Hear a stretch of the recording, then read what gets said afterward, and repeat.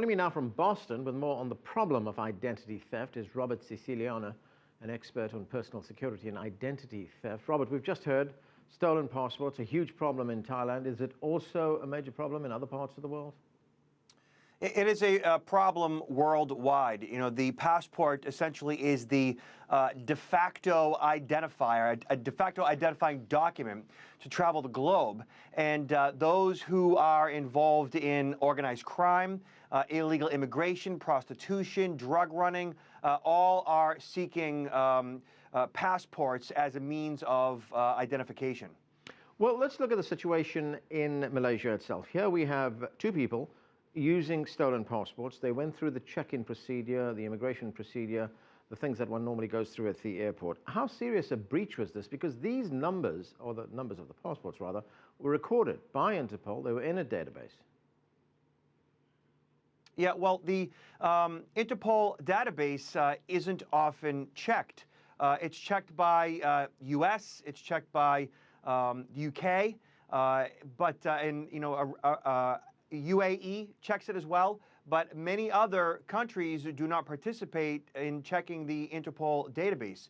So basically that leaves a wide gap for terrorists to board planes where in countries that they know aren't checking this database. Right, so despite the fact that we do have passports these days, I know the US passport has some pretty sophisticated electronics built right into it, so that when it's swiped, it comes up with a whole load of information. But as you're pointing out, if that is not swiped, all that electronics, all that sophistication is lost.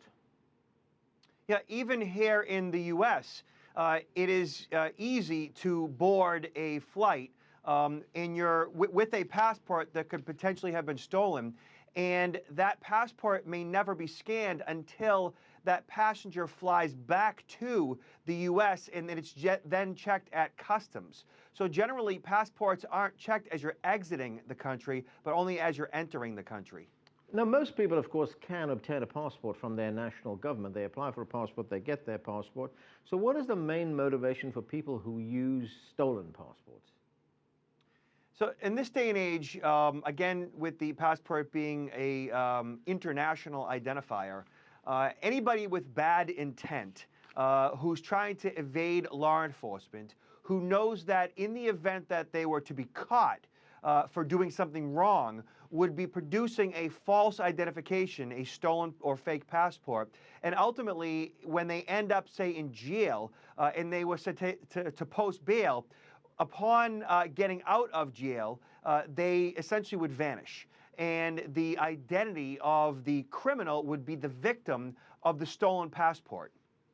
Okay, Robert, thanks for joining us. Robert Siciliano there talking to us from Boston.